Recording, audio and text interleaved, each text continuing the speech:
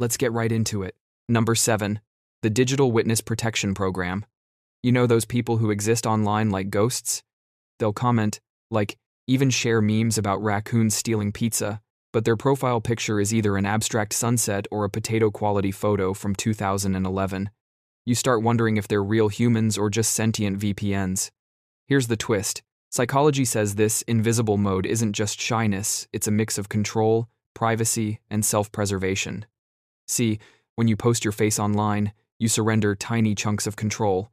Every like, comment, and accidental tag becomes a referendum on your appearance, personality, and filter choice.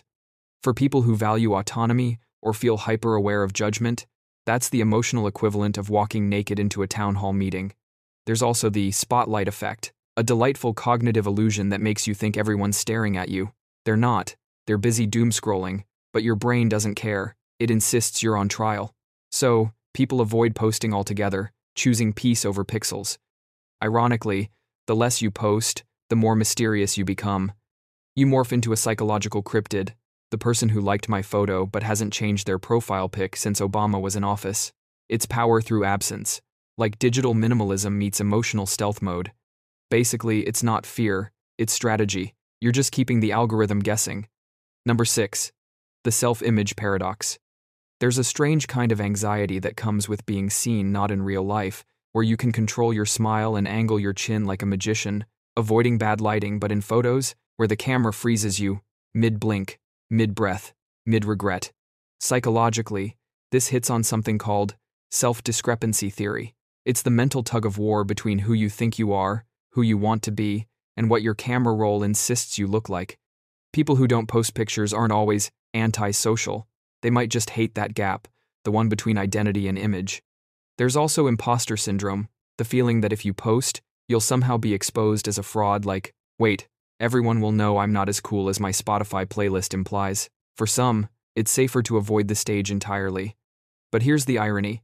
By not posting, they create a different kind of performance, one built on mystery. People start filling in the blanks for you. You become an aesthetic concept, a whispered rumor, a human plot twist. Your silence online becomes your brand. Number 5. The Overthinker's Curse. Let's be honest, posting a photo should be easy. Pick a good one, throw on a caption like vibes, and call it a day. But for some people, that simple act triggers a full-blown internal symposium. They don't just think, does this look good? They think, what does this say about my personality, my values, my entire existence? Suddenly, it's not just a selfie, it's a psychological thesis titled, Who Am I, and Why Do I Look Like This? This is called analysis paralysis, and it thrives in perfectionists. Every decision becomes a high-stakes negotiation between authenticity and social expectation. What's worse, if you finally post something and it doesn't perform, the brain interprets that as social rejection. Not, my post flopped, but I flopped. To avoid that emotional booby trap, overthinkers just stop, they lurk, they scroll, they meme but never upload. It's safer to curate from the sidelines than risk being perceived. Ironically, they end up caring so much about how they're seen that they vanish completely, which is kind of poetic, in a tragic theater kid kind of way. Number 4. The Offline Purist. You've probably met this person, the one who says, I don't do social media, with the same energy as someone announcing they grow their own vegetables and churn their own butter. It's not arrogance, okay, maybe a little, but it's rooted in identity resistance. For these folks, social media feels fake, performative, even invasive. Psychology calls this reactance the instinctive rebellion that flares up when you feel pressured to conform. If the whole world's posting selfies, the contrarian brain goes, nah, I'll pass. They're not hiding because they're scared. They're hiding because they're choosing not to play.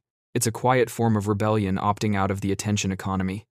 Ironically, though, refusing to post can make you seem even cooler. It signals mystery, independence, maybe even superiority, like the digital equivalent of a person who still listens to vinyl. In a way, these people treat their image like fine art. You don't hang it in a mall, you keep it in a vault. Number 3.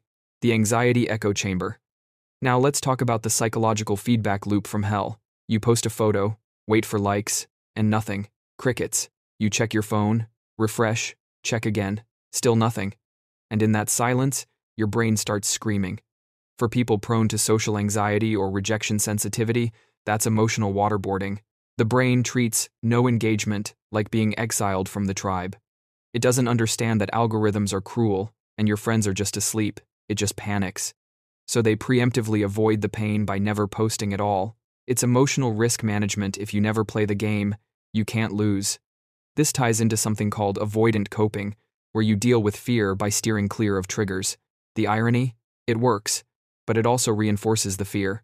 The longer you stay offline, the scarier it feels to step back in. Soon, even posting a group photo feels like emotional cliff diving. The anxiety becomes its own echo chamber, feeding on silence until you disappear completely.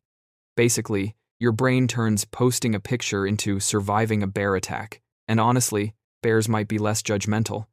Number 2, the mirror fatigue effect. Here's a fun little psychological nightmare. You weren't built to see your own face this much. Humans evolved seeing their reflections in puddles, not front-facing cameras. Our brains were never meant to process hundreds of near-identical selfies, each one begging to be analyzed like crime scene evidence.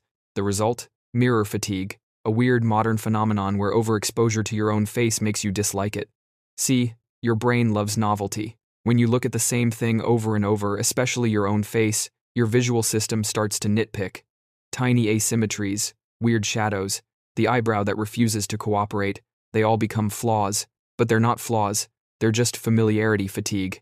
People who don't post photos might be unconsciously protecting themselves from this psychological erosion.